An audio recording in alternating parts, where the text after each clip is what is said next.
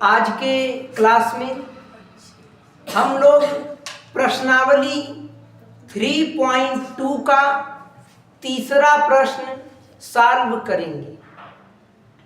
हम लोग प्रश्नों को लगा रहे हैं नई वाली NCERT बुक के हिसाब से, जो 2026-27 की बुक है। तो प्रश्नावली 3.2 का पहला प्रश्न के सभी पार्ट और दूसरा प्रश्न पिछले क्लास में हम लोग सॉल्व कर चुके हैं। आज के क्लास में 3.2 का तीसरा प्रश्न सॉल्व करना है। आपने एक चीज क्लियर किया होगा कि 3.2 के पहले में 5 प्रश्न थे। उन 5 प्रश्नों में आपको समीकरण बना के दिया गया था। आपको समीकरण को हल करके x और y का मान निकालना था। दूसरे सवाल में भी आपको समीकरण दिया गया था, वहां आपको x y का मान रख के यम का मान निकालना था। लेकिन ये जो तीसरा प्रश्न है, इसमें आपको समीकरण नहीं दिया गया है। मतलब समीकरण आपको स्वयं बनाना है। और समीकरण कैसे बनाना है? प्रश्न को पढ़कर बनाना है। तो एक बार ध्यान से सब लोग प्रश्न को पढ़ेंगे। क्वेश्चन आपके बोर्ड पे लिखा हुआ है, ध्यान से पढ़ेंगे। प्रश्न है, निम्न समस्याओं में रैखिक समीकरण युग्म बनाइए। रैखिक समीकरण क्या है? ऐसा समीकरण जिसकी अधिकतम घात 1 होती है, उसे रैखिक समीकरण कहते हैं। निम्न समस्याओं में रैखिक समीकरण युग्म बनाइए और उनके हल प्रतिस्थापन विधि द्वारा ज्ञात कीजिए। मतलब पहले तो हमें समीकरण बनाना है, फिर उसको प्रतिस्थापन विधि से हल करना है। अब ध्यान दीजिए। तो तीसरे में कई प्रश्न हैं, तीसरे प्रश्न में कई पार्ट हैं। तो तीसरे प्रश्न का ये पहला पार्ट है। 2 संख्याओं का अंतर 26 है और एक संख्या दूसरी संख्या की 3 गुनी है, उन्हें ज्ञात कीजिए। अब ध्यान से समझिएगा। 2 संख्याओं का अंतर 26 है। एक संख्या दूसरी संख्या की 3 गुनी है, तो हमें संख्याओं को ज्ञात करना है। 2 संख्याओं का अंतर 26 है। क्या आपको वो दोनों संख्याएं पता हैं? नहीं पता है। एक संख्या दूसरी संख्या की 3 गुनी है, बस आपको इतना पता है कि 3 गुनी है। क्या आपको उन संख्याओं का एक्चुअल मान पता है? नहीं। तो मैथ में जो चीज नहीं मालूम होती है, जो चीज नहीं पता होती है, उसे ही तो x या y मानते हैं। मैथ में जो चीज नहीं पता होती है, उसे ही तो x और y मानते हैं। तो इस प्रश्न में हमें दोनों संख्याएं नहीं पता हैं, तो पहली संख्या को हम x मान लेंगे और दूसरी संख्या को y मान लेंगे। ऐसे सवालों को हल करना है तो बस मेरी एक बात माइंड में याद रखिएगा कि जो चीज नहीं पता होती है, उसे ही x या y माना जाता है। तो हमें दोनों संख्याएं नहीं पता है, तो इन्हें हम x या y मान लेंगे। तो लिखेंगे माना। पहली संख्या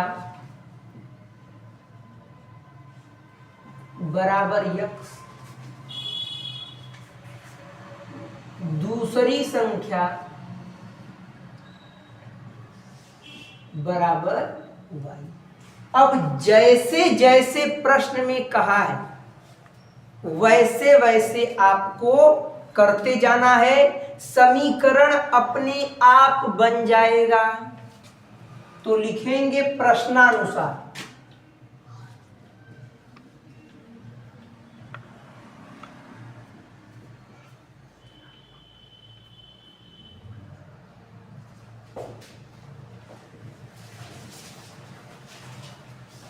प्रश्नानुसार। अब ध्यान दीजिए, प्रश्न में कहा है दो संख्याओं का अंतर 26 है। तो पहली संख्या हमने x माना है, दूसरी संख्या हमने y माना है। दो संख्याओं का अंतर, अंतर मतलब होता है घटाना, माइनस। दो संख्याओं का अंतर मतलब घटाना। दो संख्याओं का अंतर 26 है, तो बराबर 26। अब हमने हिंदी को पढ़ करके मैथमेटिकल इक्वेशन के रूप में लिख दिया, और अगर आप चाहेंगे तो इस इक्वेशन से हिंदी भी लिख सकते हैं। कैसे? दो संख्याएं हैं, तो दो संख्याओं का अंतर 26 है, यही बात तो लिखी हुई है। तो समीकरण 1 हमारा बन चुका है। मैथ एक बहुत प्यारी चीज है। अगर आप मैथ को कॉन्सेप्ट के हिसाब से समझेंगे तो मैथ बिल्कुल आसान हो जाएगा। अब देखिए क्वेश्चन में आगे क्या कहा है, और एक संख्या दूसरी संख्या की 3 गुनी है। एक संख्या x, दूसरी संख्या y। एक संख्या दूसरी संख्या की 3 गुनी है, मतलब पहले वाले को 3 गुना कह रहा है। तो समीकरण को बैलेंस करने का नियम होता है, जिसको अधिक कहता है उसके अपोजिट साइड में उतना अधिक कर देते हैं, जिसको जितना गुना कहता है उसके अपोजिट साइड में उतना गुना कर देते हैं। जैसे राम और श्याम दो लोग हैं, अगर राम की आयु श्याम की आयु की 2 गुना है, मतलब राम को अगर 2 गुना कहा जा रहा है, अगर हम उसके अपोजिट साइड में श्याम को 2 गुना कर देते हैं तो समीकरण बराबर हो जाएगा। जैसे ये कोई व्यक्ति है, इसके पास 2 सिक्के हैं और इस व्यक्ति के पास 1 सिक्का है। ये व्यक्ति है, इस व्यक्ति ने कहा, इस व्यक्ति को हम मान लेते हैं राम, इसको मान लेते हैं श्याम। तो राम ने श्याम से कहा कि मेरे पास तुमसे 1 सिक्का अधिक है, इसके पास 1 सिक्का अधिक है। अगर हम इसके अपोजिट साइड में 1 सिक्का अधिक कर देंगे तो समीकरण बराबर हो जाएगा। मतलब समीकरण का नियम है, जिसको अधिक कहता है अगर उसके अपोजिट साइड में उतना अधिक कर दिया जाए या उतना गुना कर दिया जाए तो समीकरण बराबर हो जाता है। तो चलिए अब प्रश्न को पढ़ते हैं। और एक संख्या दूसरी संख्या की 3 गुनी है। एक संख्या दूसरी संख्या की 3 गुनी है। पहले वाले को 3 गुना कह रहा है, अगर हम इसके अपोजिट वाले को 3 गुना कर देंगे तो समीकरण बराबर हो जाएगा। तो x बराबर 3 गुणे y 3y, x बराबर के उधर प्लस 3y, इधर आएगा तो माइनस 3y हो जाएगा। अब बराबर में कुछ बचा नहीं, बचा मतलब 0 है। ये हो गया आपका दूसरा समीकरण। तो 2 समीकरण बन चुके हैं।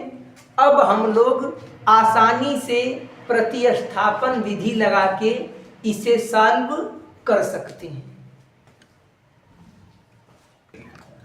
तो अब 2 समीकरण बन चुके हैं, आइए इसको हम लोग सॉल्व करते हैं। अब ध्यान से देखिए, समीकरण 1 क्या है हमारा? समीकरण 1 है x माइनस वाई बराबर 26। समीकरण 1 है x माइनस वाई बराबर 26 और समीकरण 2 है x माइनस 3y बराबर 0। ये है समीकरण 1 और ये है समीकरण 2। अब चलिए प्रतिस्थापन विधि से इसे हम लोग हल करते हैं। प्रतिस्थापन विधि कहती है कि किसी एक समीकरण से x या y का मान निकालकर दूसरे समीकरण में रखा जाता है। तो चलिए समीकरण 1 से मान निकालते हैं। समीकरण 1 से, समीकरण 1 क्या है? x माइनस वाई बराबर 26। यहाँ से आप x का भी मान निकाल सकते हैं और y का भी मान निकाल सकते हैं। तो x बराबर 26 बराबर के इधर माइनस वाई, उधर जाके प्लस वाई हो जाएगा। अब x का मान आपने कहाँ से निकाला है? समीकरण 1 से निकाला है, तो समीकरण 2 में इसे रखेंगे, क्योंकि प्रतिस्थापन विधि का नियम है किसी एक समीकरण से मान निकालकर अगले समीकरण में रखा जाता है। तो लिखेंगे x का मान समीकरण 2 में रखने पर, समीकरण 2 क्या है? x माइनस 3y बराबर 0। x की जगह क्या रखना है? 26 प्लस वाई, 26 प्लस वाई। हमने x का मान रख दिया, माइनस 3y लिखा है, हमने लिख दिया, बराबर 0 लिखा है, ये भी हमने लिख दिया। समीकरण 2 में हमने कुछ नहीं किया है, बस इतना किया है कि समीकरण 2 में x के जगह 26 प्लस वाई लिख दिया है, बाकी सेम टू सेम चल रहा है। तो 26 माइनस 3y में से 1y जाएगा, y के गुणांक में कुछ नहीं है, मतलब उसके गुणांक में 1 है। 3 में से 3y में से 1y जाएगा, तो 2y बचेगा, लेकिन माइनस में, क्योंकि 3y बड़ा है तो माइनस का चिन्ह लगेगा, बराबर 0। माइनस 2y बराबर 0, बराबर के इधर प्लस में 26 है तो उधर जाएगा, तो माइनस में 26 हो जाएगा। तो ध्यान दीजिएगा, माइनस 2y बराबर 0 में से 26 जाएगा, माइनस 26 बचेगा, माइनस से माइनस कट गया, ये 2 इसमें गुणा कर रहा है तो इधर आके भाग करेगा, तो डायरेक्ट हम काट देते हैं। 2 एक कम 2, 2 एक कम 2, 2 तिया 6, y का मान 13 आ चुका है, y का मान 13 आ चुका है। नीचे जगह कम है तो मैं इसे इस तरफ सॉल्व कर देता हूं। y का मान, अब आपने y का मान निकाल लिया है, तो y का मान आप किसी भी समीकरण में रख सकते हैं। y का मान समीकरण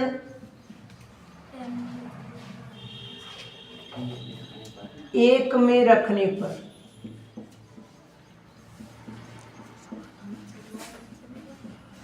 समीकरण 1 क्या है?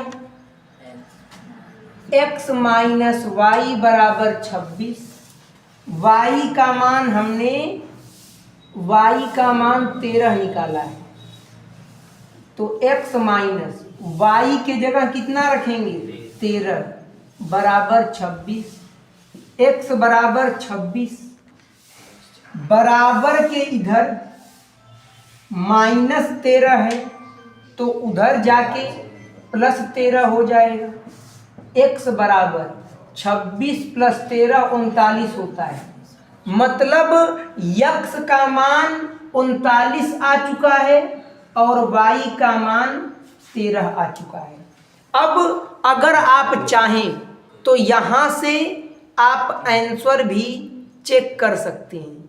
प्रश्न में क्या कहा था कि दो संख्याओं का अंतर 26 है, इन दोनों संख्याओं को घटाइए, देखिए 26 आ जाएगा, 39 में से 13 जाएगा, 26 बचेगा। मतलब पहली कंडीशन सही है। प्रश्न में आगे क्या कहा था, और एक संख्या दूसरी संख्या की 3 गुनी है, और एक संख्या दूसरी संख्या की 3 गुनी है, इसमें 3 गुना करेंगे तो 13 × 39 आपको मिल जाएगा। मतलब हमारे प्रश्न के सभी कंडीशन को ये फुलफिल कर रहा है, मतलब हमारा आंसर बिल्कुल सही है। तो आप इसे नोट कर लीजिए, x का मान 39 और y का मान 13।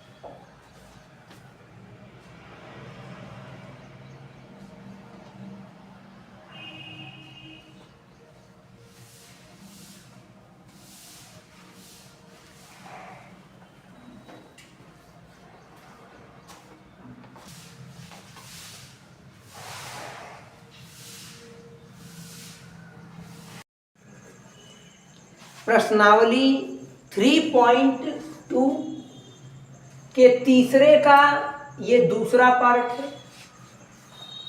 क्वेश्चन है, दो संपूरक कोणों में बड़ा कोण छोटे कोण से 18 डिग्री अधिक है, उन्हें ज्ञात कीजिए। कितना प्यारा क्वेश्चन है कि दो संपूरक कोणों में बड़ा कोण छोटे कोण से 18 डिग्री अधिक है तो उन्हें ज्ञात कीजिए। क्या आपको बड़ा कोण पता है? नहीं। क्या आपको छोटा कोण पता है? नहीं। तो जो चीज नहीं पता होती है उसे ही तो x या y माना जाता है। तो लिखेंगे,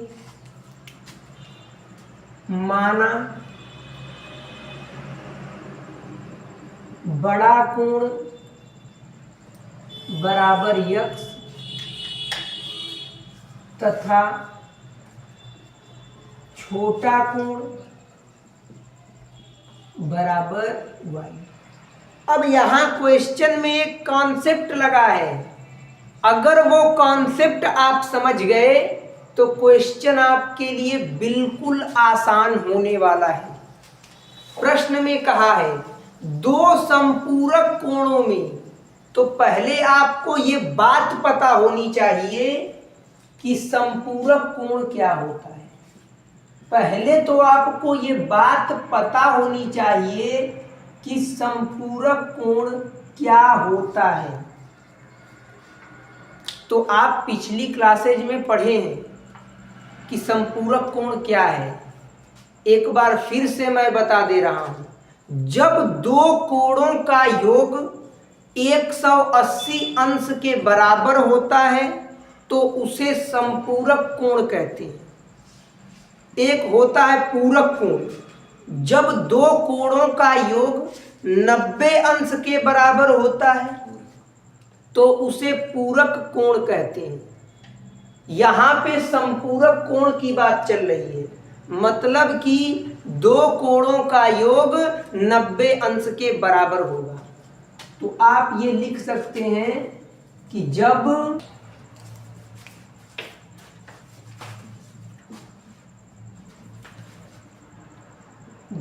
दो कोणों का योग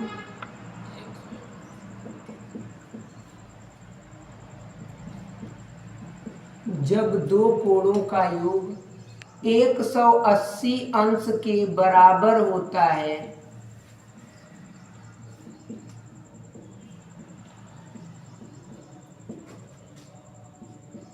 तो उसे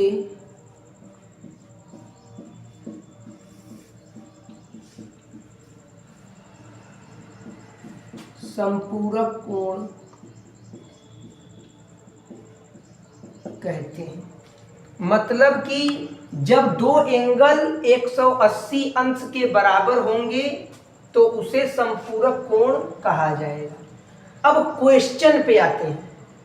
प्रश्न में कहा है दो संपूरक कोणों, तो प्रश्न को पढ़कर ही आपको समझना होगा कि अगर संपूरक कोणों की बात कर रहा है तो इन दोनों कोणों का योग जो होगा, योग मतलब जोड़, ये 180 अंश के बराबर होगा। ये बन गया समीकरण नंबर 1। मतलब प्रश्न को देखते ही आपको समझ जाना होगा कि अगर प्रश्न में दो संपूरक कोणों की बात किया है तो ये कन्फर्म है कि इन दोनों कोणों का योग 180 अंश के बराबर होगा। तो बड़े कोण को हमने x माना और छोटे कोण को हमने y माना, तो इनका योग कितने के बराबर है? 180 अंश के बराबर है। ये बात क्या क्लियर हो चुकी है? देख लीजिए, दो संपूरक कोणों में, मतलब दो संपूरक कोण हमने बना लिया। पहला कोण x, दूसरा कोण y, तो x प्लस y बराबर 180 डिग्री हो गया। अब क्वेश्चन में आगे कहा है कि बड़ा कोण छोटे कोण से 18 डिग्री अधिक है। बड़ा कोण क्या है? x है। छोटा कोण क्या है? y है। बड़ा कोण x है और छोटा कोण को हमने y माना है। अब प्रश्न को पढ़िए। बड़ा कोण छोटे कोण से 18 डिग्री अधिक है। बड़ा कोण छोटे कोण से 18 डिग्री अधिक है, मतलब इसको x को 18 डिग्री अधिक कह रहा है। अगर हम इसके अपोजिट साइड में 18 डिग्री अधिक कर देंगे तो समीकरण बराबर हो जाएगा। और हमें यहाँ पर समीकरण ही तो बैलेंस करना है ताकि दो समीकरण बन सके। तो x बराबर के उधर प्लस y, इधर आएगा तो माइनस y हो जाएगा, बराबर 18। ये आपका बन गया समीकरण नंबर 2। ये है समीकरण नंबर 1 और ये है समीकरण नंबर 2। अब हमें इन दोनों को प्रतिस्थापन विधि से हल करना है।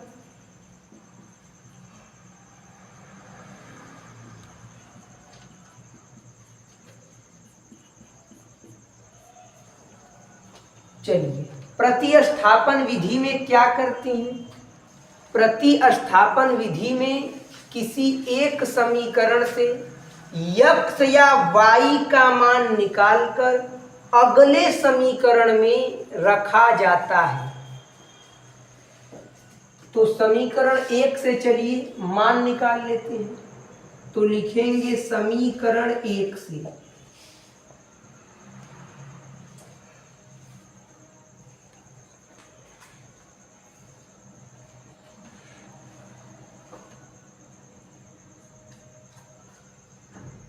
समीकरण 1 क्या है?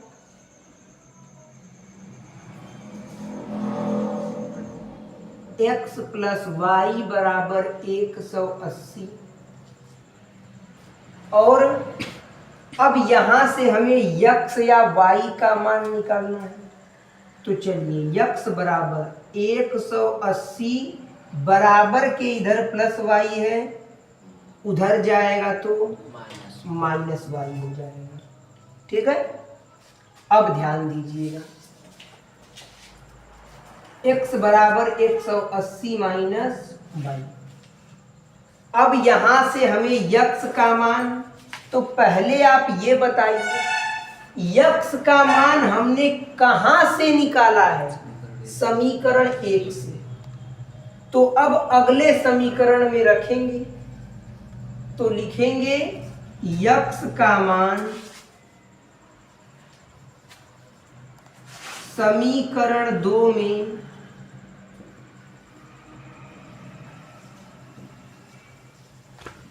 रखने पर, समीकरण 2 क्या है? x माइनस वाई बराबर 18, यही तो है समीकरण 2।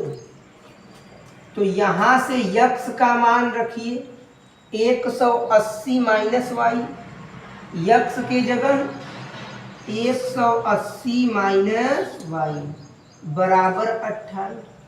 क्योंकि नीचे जगह नहीं है इसलिए मैं बगल में यहाँ पे सॉल्व कर देता हूँ। तो 180 माइनस वाई बराबर 18 है। 180 माइनस वाई बराबर 18। अब ध्यान दीजिए, मैं पूरा समीकरण ही लिख देता हूँ, यहाँ नीचे पेरेज कर देता हूँ। x का मान समीकरण 2 में रखने पर, तो x का मान समीकरण 2 में रखना है। तो समीकरण 2 क्या है? समीकरण 2 है x माइनस वाई बराबर 18 डिग्री। यहां से x का मान रखना है। x का मान हमने कितना निकाला है? x का मान हमने 180 माइनस वाई निकाला है। तो जहां x लिखा है वहां पर 180 माइनस वाई हो जाएगा। तो x की जगह क्या हो जाएगा? 180 माइनस वाई। आगे क्या लिखा है? माइनस वाई बराबर 18। हमने x का मान रखा है, बस इतना ही हमने किया है कि समीकरण 2 में x का मान रख दिया है। x का मान कितना है? 180 minus y, minus y same to same लिख दिए, बराबर 18 सेम टू सेम लिख दिए। 180 माइनस वाई और माइनस वाई माइनस 2y हो जाएगा, क्योंकि इसके गुणांक में भी 1 है, इसके गुणांक में भी 1 है। तो -1 और -1 -2 होता है, बराबर 18। तो -2y बराबर 18, बराबर के इधर प्लस में 180 है, उधर जाएगा तो माइनस में 180 हो जाएगा। -2y बराबर 10 में से 8 जाएगा, 2 बचेगा, ये 7 हो गया। 7 में से 1 जाएगा, 6 बचेगा, और ये 1 है। अब ध्यान दीजिएगा, 180 बड़ा है तो बड़े में से छोटे को घटाते हैं तो चिन्ह बड़े वाले का ही लगता है। मतलब 180 बड़ा है तो यहाँ माइनस का चिन्ह लग जाएगा। या फिर आप दैनिक जीवन में समझ लीजिए, कोई 180 रुपए कर्ज लिया था, 18 रुपए दे दिया, तो अभी भी वो 162 रुपए कर्ज में है। माइनस से माइनस कट जाएगा, y बराबर 162, 2 इधर गुणा कर रहा है, उधर जाके भाग करेगा, तो y बराबर 2 × 16, 2 × 2। तो फाइनली x का मान कितना आया आपका? अभी x का मान हमें निकालना होगा, अभी तो y का मान निकला है। तो जब y का मान निकल गया तो x का मान कैसे निकलेगा? y का मान दोनों समीकरणों में से किसी एक समीकरण में रख देंगे तो यक्स का मान आ जाएगा। तो लिखेंगे एक्स का मान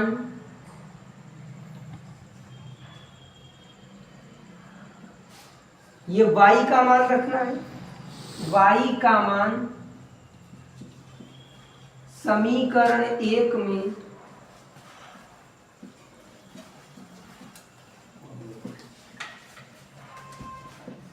रखने पर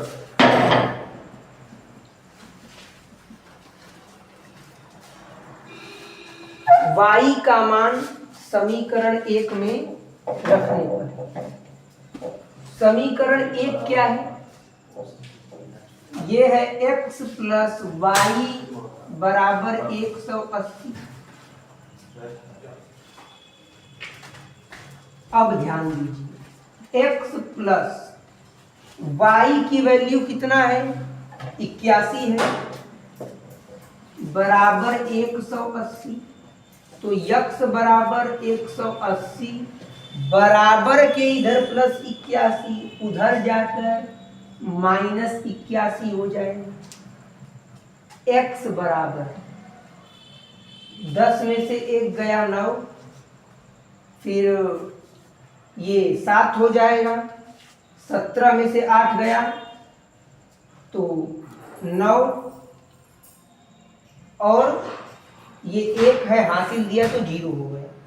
मतलब x का मान 99 डिग्री आया और y का मान 81 डिग्री आया।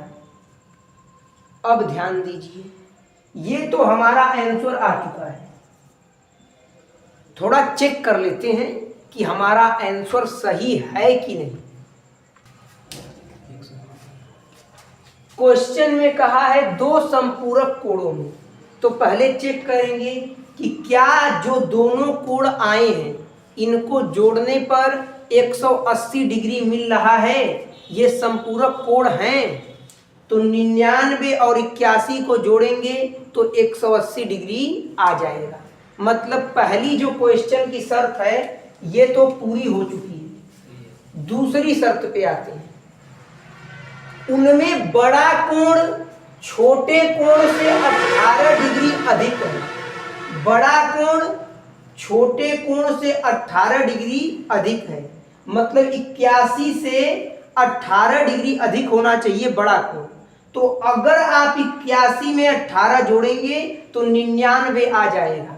मतलब ये बात भी सही है कि जो 99 है वो 81 से 18 डिग्री अधिक है।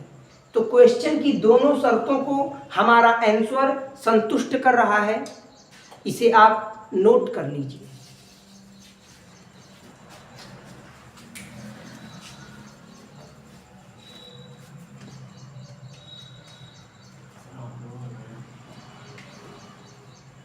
देखे हैं x बराबर y प्लस 18 पे 180 होती है।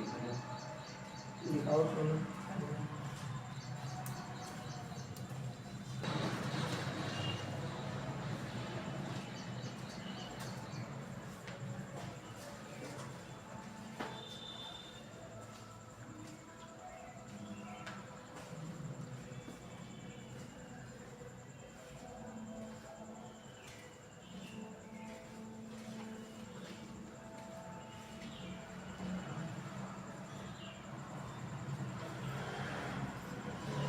तीसरे प्रश्न का तीसरा पार्ट है।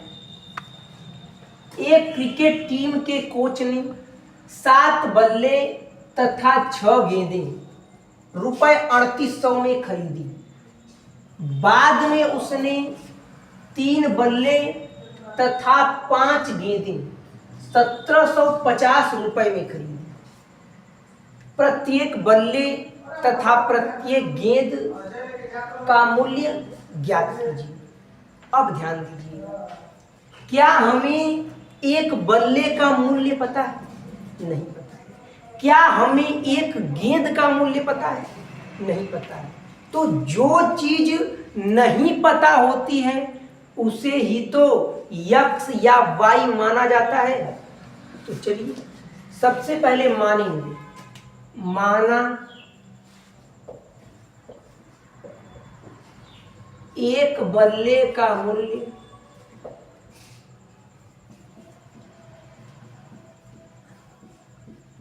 बराबर यक्स तथा एक गेंद का मूल्य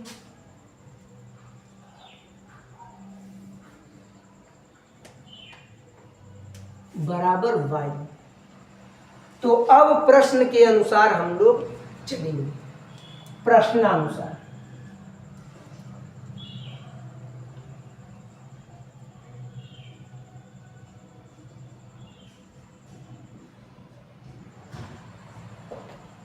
प्रश्नानुसार ध्यान दीजिए। प्रश्न में कहा क्या है, एक क्रिकेट टीम के कोच ने 7 बल्ले तथा 6 गेंदें 3800 रुपए में खरीदी। अगर एक बल्ले की कीमत यक्स है तो 7 बल्ले की कीमत 7 यक्स हो जाएगी। जैसे अगर मैं आपको एग्जांपल देता हूं, एक टॉफी 1 रुपए में मिल रही है तो 7 टॉफी कितने रुपए में मिलेगी? 7 रुपए में मिलेगी। कैसे पता चला? आपने देखा कि एक टॉफी का मूल्य 1 रुपया है तो 7 टॉफी खरीदना है तो इसमें भी आपने 7 से गुणा कर दिया और इसमें भी आपने 7 से गुणा कर दिया तो 7 टॉफी का मूल्य 7 रुपए आ चुका है। वैसे ही आपने देखा कि एक बल्ले की कीमत तो हमने यक्स माना है तो 7 बल्ले की कीमत कितना होगी? हमने एक बल्ले की कीमत यक्स माना है। हमें कितने बल्ले की कीमत चाहिए? 7 बल्ले की कीमत चाहिए तो इसमें भी 7 से गुणा और इसमें भी 7 से गुणा तो 7 बल्ले की कीमत 7 यक्स हो जाएगी। यही तो कॉन्सेप्ट है थोड़ा सा।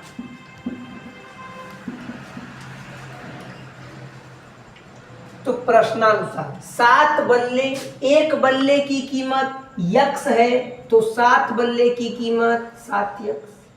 7 बल्ले तथा 6 गेंद 3800 में खरीदी।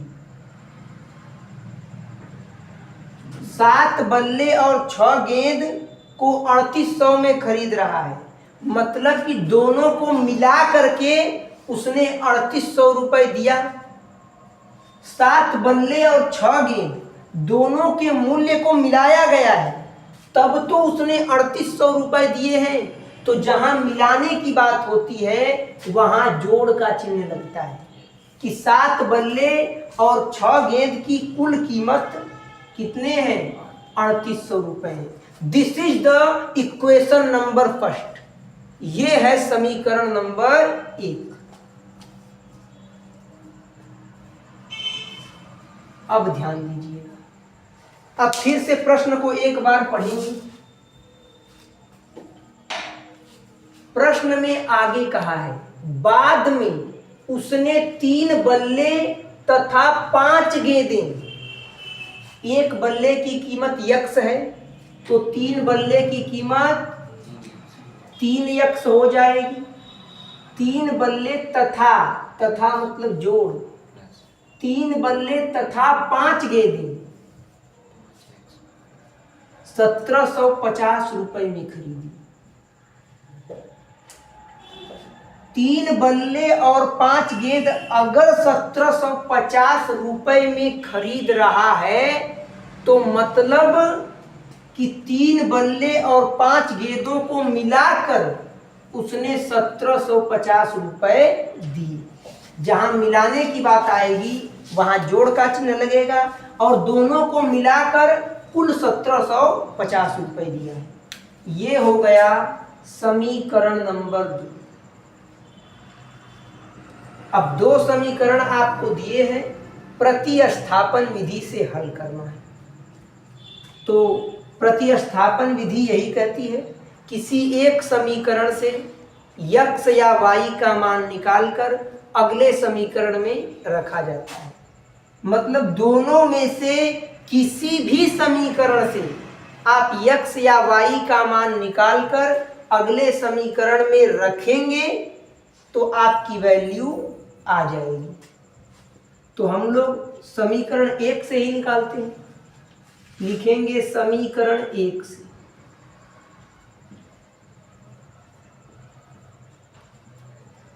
समीकरण 1 क्या है? 7x + 6y बराबर 3800। 7x + 6y बराबर 3800। ये हो गया। मैं समीकरण को एक बार फिर से आपको समझा दे रहा हूं। क्वेश्चन में कहा था 7 बल्ले, एक बल्ले की कीमत x है तो 7 बल्ले की कीमत 7x हो जाएगी, तथा 6 गेंदें, एक गेंद की कीमत y है तो 6 गेंद की कीमत 6y हो जाएगी। इन दोनों को मिलाकर 3800 रुपए दिए गए हैं। आगे प्रश्न में कहा है 3 बल्ले और 5 गेंदों का मूल्य 1750 रुपए है। एक बल्ले का मूल्य x है तो 3 बल्ले का मूल्य 3x, तथा 5 गेंदें, एक गेंद का मूल्य y है तो 5 गेंद का मूल्य 5y, इनको मिलाकर 1750 रुपए दिया जा रहा है। तो समीकरण 1 से मान निकालते हैं। यहां से चलिए x का मान निकालते हैं। तो x बराबर 3800 बराबर के इधर +6y, उधर जाके -6y, बराबर के इधर जो 7 है इसमें गुणा कर रहा है तो उधर जाएगा तो ये भाग करेगा। x का मान निकल चुका है। चलिए अब x का मान रख देते हैं। तो x का मान आपने कहां से निकाला है? समीकरण 1 से। तो अगले समीकरण में रखेंगे, मतलब समीकरण 2 में लिखेंगे। अगर आपने x या y का मान समीकरण 2 से निकाला होता तो उसे अगले समीकरण में रखते, मतलब समीकरण 1 में रख देते। चलिए ये हो गया। अब समीकरण 2 में रखेंगे तो लिखेंगे x का मान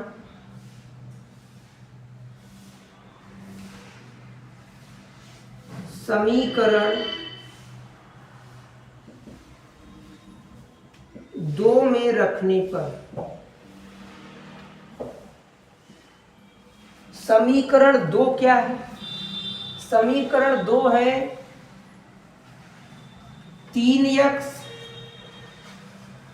+ 5y बराबर 1750। ठीक है। हमें क्या करना है? केवल x का मान समीकरण 2 में रख देना है, बस इतना ही करना है। 3 जहां x लिखा है वहां पर कितना लिख देना है? x का मान। तो x के जगह ये लिख देंगे 3800 - 6y बटे 7। चूंकि x के मान में 1 से अधिक पद हैं इसलिए कोष्टक लगा के लिखेंगे ताकि प्रत्येक पद में गुणा हो सके। क्योंकि एक बार 3 का गुणा 3800 में होगा और एक बार 3 का गुणा 6 में भी होगा। तो x का मान क्या है?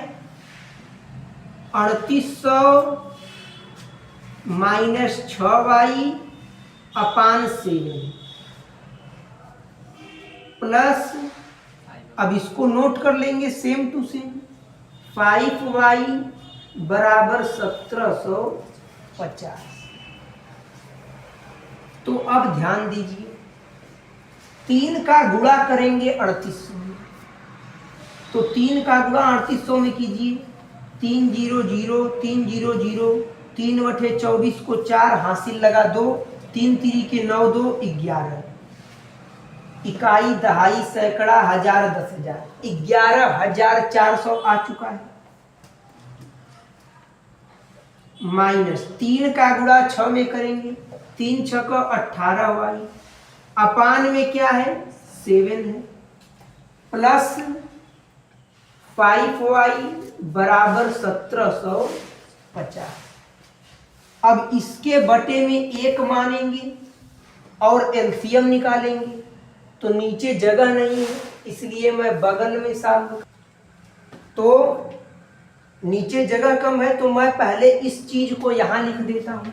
यहां पे क्या आया था 11,400 माइनस 18y अपान 7 प्लस में 5y बराबर 1750। यही तो यहाँ आया था। अब इसे कैसे सॉल्व करेंगे? हमें ये पता है कि यहाँ से दोनों चर y में हैं तो यहाँ से y का मान निकल जाएगा। इसके बटे में कुछ नहीं दिया है तो बटे में 1 मान लीजिए। अब तो ये भिन्न का जोड़ बन गया, तो 7 और 1 का एलसीएम लेंगे, ये आएगा 7। 7 का 7 में भाग करेंगे, एक बार भाग जाएगी तो 1 से गुणा करेंगे। इस पूरी संख्या में किसी संख्या में 1 से गुणा करने पर कोई प्रभाव नहीं पड़ता, तो 11,400 माइनस 18y हो जाएगा। यहाँ पे प्लस का चिन्ह दिया है, प्लस का चिन्ह लगाएंगे, 1 से भाग करेंगे 7 में, 7 बार भाग जाएगी तो 7 से गुणा करेंगे 5 में, 7 पचे 35y बराबर 1750। 11,400 माइनस, अब 35 में से 18 घटाइए, 35 में से आप 18 घटा लीजिए, 15 में से 8 जाएगा 7 बचेगा, 2 में से 1 जाएगा 1 बचेगा, तो 17y। अब बहुत ध्यान देने वाली बात है, ध्यान देने की बात यह है कि बहुत से लोग यहाँ गलती करेंगे, माइनस है तो माइनस लगा देंगे। नहीं, आपने 35 में से 18 घटाया तो 35 बड़ा है, 35 के आगे प्लस का चिन्ह है तो यहाँ भी प्लस का चिन्ह लगेगा, क्योंकि हमेशा बड़े वाले का चिन्ह लगता है। इसे सिंपल भाषा में देखें तो 35 में से 18 घटाएंगे तो प्लस का 17 आएगा बराबर, ये 7 यहाँ भाग कर रहा है तो उधर जाएगा तो ये मल्टीप्लाई करेगा, तो 1750 गुणे 7 हो जाएगा। 17y बराबर 17y बराबर, इसका इसमें गुणा कीजिए, 7 0 0, फिर 7 पचे 35 को 5, 3 हासिल लगा, 7 3 के 21, 3 24, 7 1 कम 7 2 9, बराबर के इधर प्लस में 11,400 है, उधर जाएगा तो माइनस में 11,400 हो जाएगा।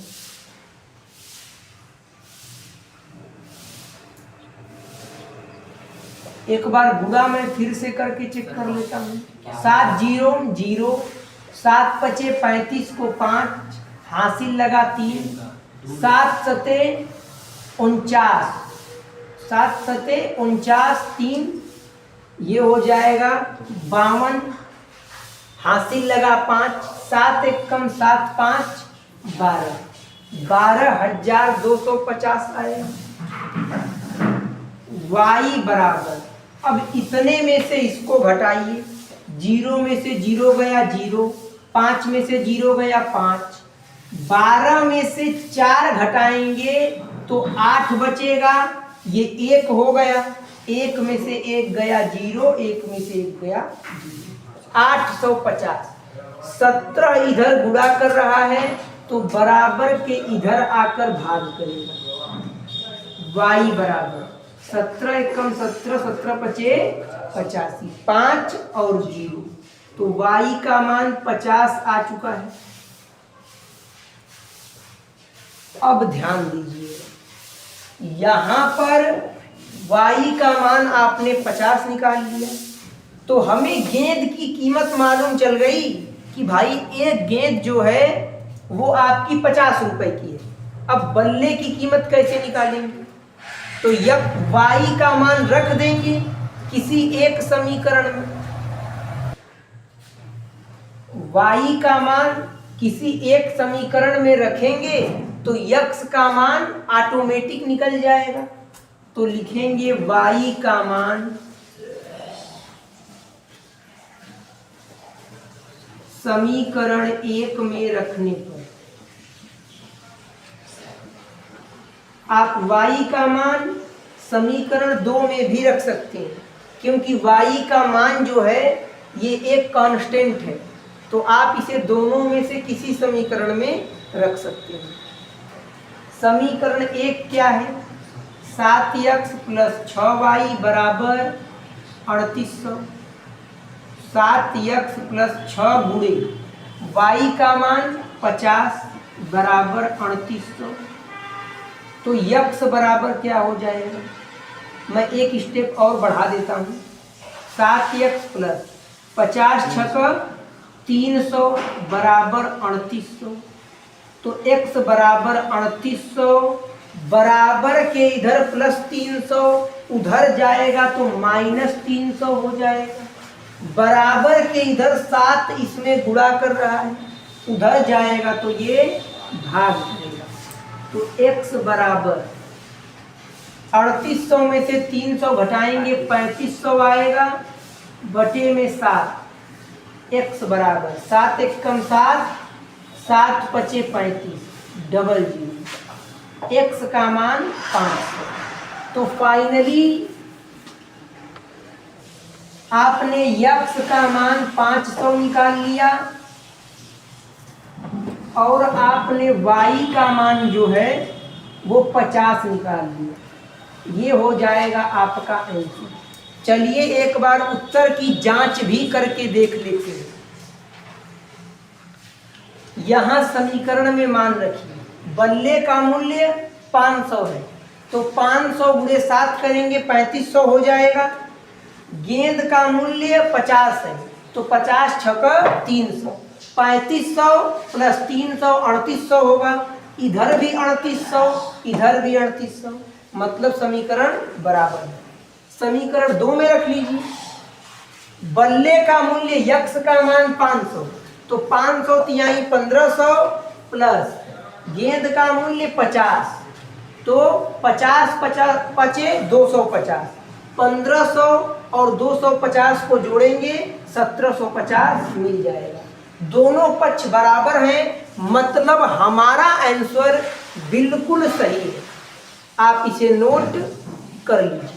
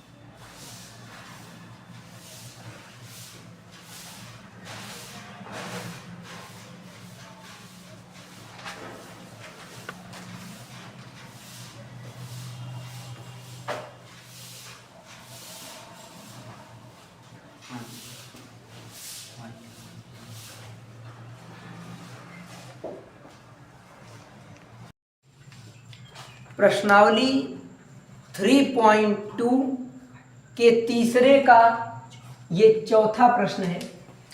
बड़ा ही प्यारा क्वेश्चन है। क्वेश्चन में कहा है, एक नगर में टैक्सी के भाड़े में एक नियत भाड़े के अतिरिक्त चली गई दूरी पर भाड़ा सम्मिलित किया जाता है।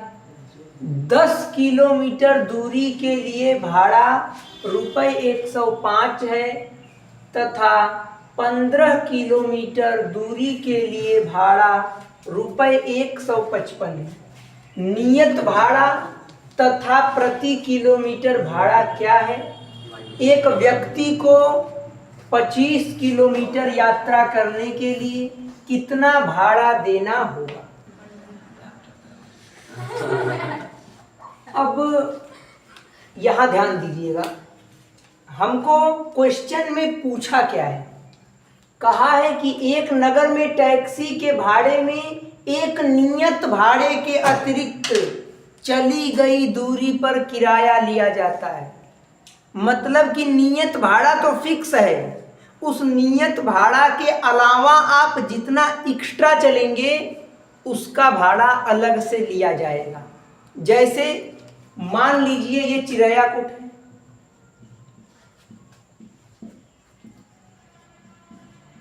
चिरैयाकूट, यहां से जो वाराणसी है, चिरैयाकूट से वाराणसी तक का मान लीजिए कि जो फिक्स भाड़ा है वो 100 रुपये है। मान लीजिए कि चिरैयाकूट से वाराणसी तक का जो भाड़ा देना होता है वो 100 रुपये है। तो ये नियत भाड़ा है, ये लोगों ने फिक्स कर दिया कि इतना आपको देना होगा। अब अगर आप वाराणसी से भी आगे जाना चाहते हैं, थोड़ा उसके 10 किलोमीटर अंदर जाना चाहते हैं, तो आपको 10 किलोमीटर का भाड़ा अलग से देना होगा। अब वहाँ का जो ड्राइवर होगा वो 1 किलोमीटर का कितना रुपए ले रहा है ये उसके पे डिपेंडेंट करेगा। तो क्या हमें प्रश्न में नियत भाड़ा पता है? नहीं पता है। साफ साफ कहा है क्वेश्चन में कि एक नगर में टैक्सी के भाड़े में नियत भाड़े के अतिरिक्त चली गई दूरी पर भाड़ा सम्मिलित किया जाता है। तो नियत भाड़ा हमें नहीं पता है, तो लिखेंगे माना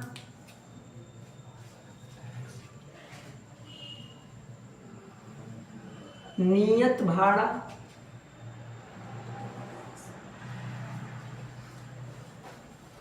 x है तथा प्रति किलोमीटर भाड़ा, क्या हमें ये पता है कि 1 किलोमीटर का भाड़ा कितना देना है? नहीं।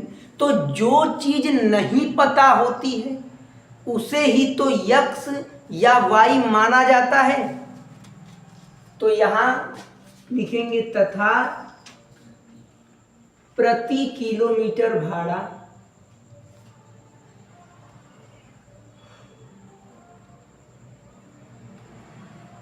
प्रति किलोमीटर भाड़ा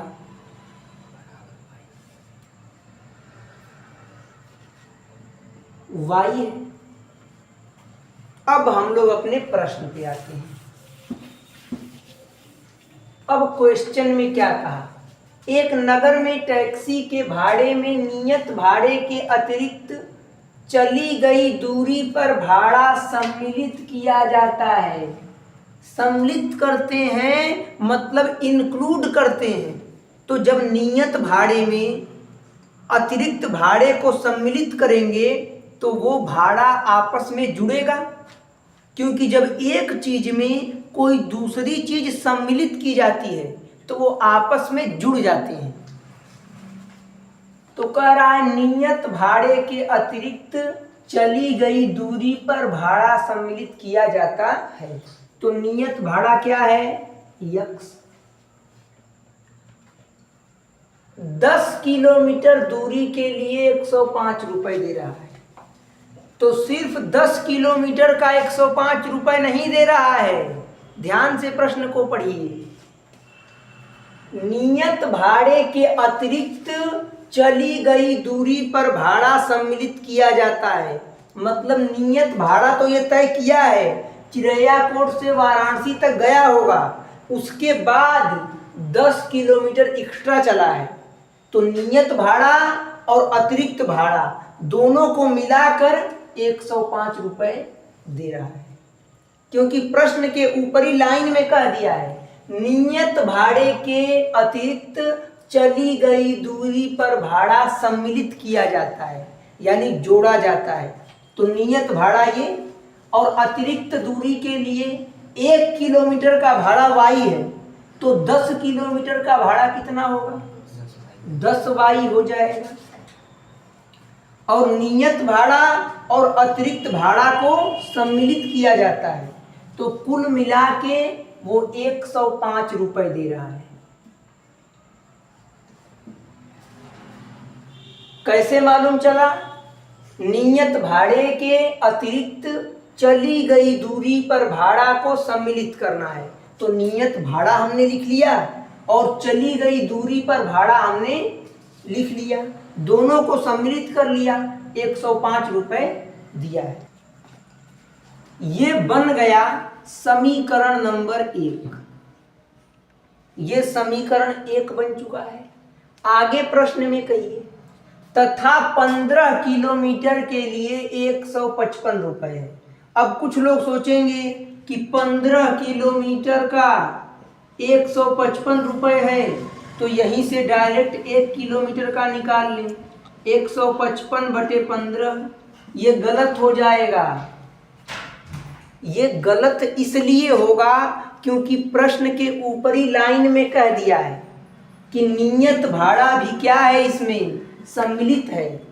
ये 155 रुपए जो दे रहा है ये सिर्फ 15 किलोमीटर का नहीं दे रहा है, ये नियत भाड़े को भी मिला के दे रहा है। ये बात शुरू में ही प्रश्न में कह दिया कि नियत भाड़े के अतिरिक्त चली गई दूरी पर भाड़ा सम्मिलित किया जाता है। तो नियत भाड़ा क्या है? x। अतिरिक्त कितना दूरी तय किया है? 15 किलोमीटर। 1 किलोमीटर का y भाड़ा है, तो 15 किलोमीटर का 15y। इन दोनों को सम्मिलित करने पर, मिलाने पर वो 155 रुपए दे रहा है। ये हो गया समीकरण नंबर 2। अब आपके पास 2 समीकरण बन चुके हैं, तो आप बहुत आसानी से प्रश्न को सॉल्व कर सकते हैं। आइए प्रतिस्थापन विधि से इसे हम लोग हल करते हैं।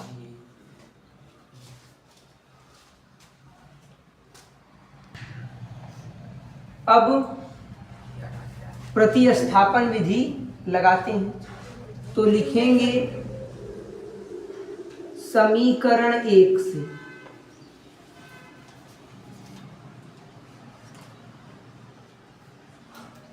समीकरण 1 क्या है? ये है x + 10y बराबर 105। यहाँ से x का मान निकाल लीजिए। x बराबर 105 बराबर के उधर जाके -10y हो जाएगा। ठीक है। अब इस x के मान को आपने कहाँ से निकाला है? समीकरण 1 से। तो समीकरण 2 में इसको रखेंगे, क्योंकि प्रतिस्थापन विधि का नियम है शुरुआत में जब मान निकालते हैं तो जिस समीकरण से मान निकालते हैं उस समीकरण में नहीं रखते हैं, क्योंकि अभी ये जो x का मान है ये चर से स्वतंत्र नहीं है, इसमें चर लगा हुआ है। ठीक है। तो लिखेंगे x का मान, या मैं इसे बगल में सॉल्व कर देता हूं, नीचे स्पेस कम है तो।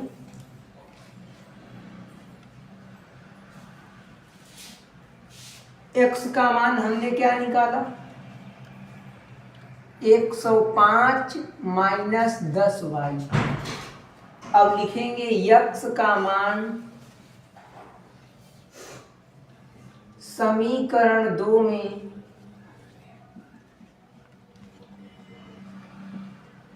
रखने पर समीकरण 2 क्या है? ये है x + 15y बराबर 155। अब ध्यान दीजिएगा, यक्स के जगह हमें क्या रखना है? 105 माइनस 10y रखना है। तो जहां यक्स लिखा है वहां लिखेंगे 105 माइनस 10y।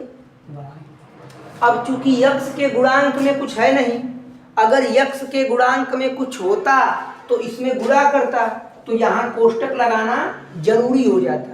अभी आप कोष्टक लगा भी सकते हैं और कोष्टक नहीं भी लगा सकते हैं, क्योंकि यहाँ यक्स में गुणा करने वाला कुछ नहीं है। प्लस 15y बराबर 155। तो ध्यान दीजिएगा 105, 15 में से 10 जाएगा, 5y बचेगा।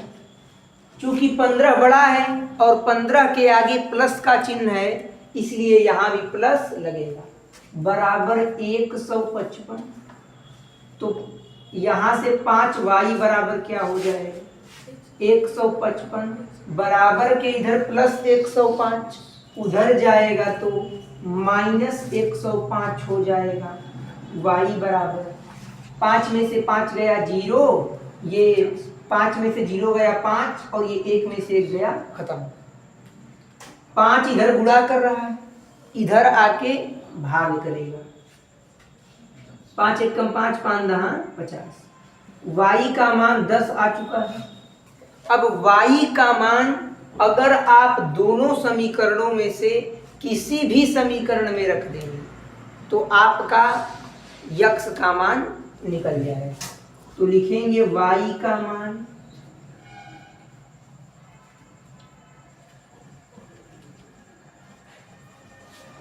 समीकरण 1 में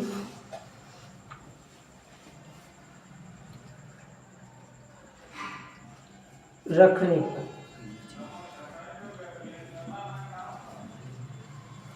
समीकरण 1 क्या है? तो समीकरण 1 है x प्लस 10y बराबर 105। x प्लस 10 इन दोनों के बीच गुणे का चिन्ह। y का मान कितना आया है? y का मान 10 है, तो y के जगह 10 रख देंगे, बराबर 105। तो x प्लस 10 दहमा 100 बराबर 105। x बराबर 100, ये 105 है, बराबर के इधर प्लस में 100, उधर जाएगा तो माइनस में 100, x बराबर 5 आ जाएगा, x बराबर 5 आ जाएगा। अब यहाँ बगल में सॉल्व करते हैं।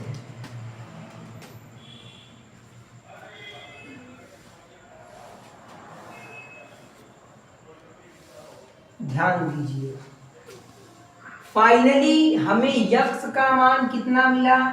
5 और y का मान कितना मिला? 10। अब क्वेश्चन में आगे पढ़िए क्या कह रहा है। एक व्यक्ति को 25 किलोमीटर यात्रा करने के लिए कितना भाड़ा देना होगा? तो व्यक्ति 25 किलोमीटर यात्रा तो कर रहा है, लेकिन प्रश्न के शुरुआत में ही कह दिया है कि नियत भाड़े के अतिरिक्त चली गई दूरी पर भाड़ा लिया जाएगा। तो व्यक्ति ने नियत भाड़ा तो तय किया ही होगा, तो नियत भाड़ा हमने क्या माना है? यक्स माना। इस व्यक्ति ने नियत भाड़ा तय किया और उसके अलावा 25 किलोमीटर अलग से दूरी तय किया है। 25 किलोमीटर दूरी अलग से तय किया है। तो अगर 1 किलोमीटर को हमने y माना है, तो 25 किलोमीटर के लिए भाड़ा क्या हो जाएगा? ये हो जाएगा 25y। यक्स प्लस 25y, मतलब नियत भाड़ा तो उसने तय किया है और साथ में 25 किलोमीटर अलग से दूरी तय किया है। तो 1 किलोमीटर की दूरी हमने y माना है, तो 25 किलोमीटर की दूरी 25y हो जाएगी। तो पूछ रहा है कि एक व्यक्ति 25 किलोमीटर दूरी तय करने के लिए कितना भाड़ा देना होगा। तो वो सिर्फ 25 किलोमीटर दूरी नहीं तय कर रहा है, नियत दूरी तय किया है, उसके बाद 25 किलोमीटर दूरी तय कर रहा है। ये बात हमें कैसे मालूम चली? प्रश्न में शुरू में ही कहा है कि व्यक्ति नियत भाड़े के अतिरिक्त चली गई दूरी पर भाड़ा सम्मिलित किया जाता है। तो हमने इंक्लूड कर लिया। इसका कै रुपया देना होगा, x और y का मान रख दीजिए, अपने आप रुपया निकल के आ जाएगा कि कितना देना होगा। नियत भाड़े के अलावा 25 किलोमीटर एक्स्ट्रा चलने के लिए कितना पैसा देना होगा, कितना रुपया देना होगा, निकल के आ जाएगा। x का मान 5 प्लस 25, इन दोनों के बीच गुणे का चिन्ह है।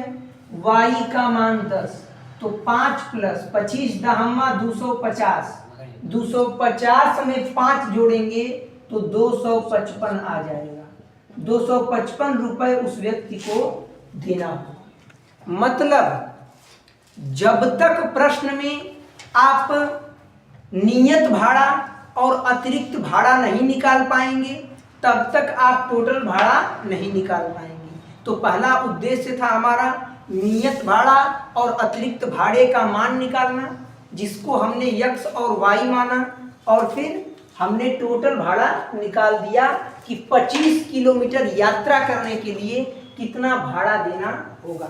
बहुत से बच्चे यहाँ कंफ्यूज होते हैं कि सर अगर सिर्फ 25 किलोमीटर बोला है तो आपने x को क्यों शामिल किया?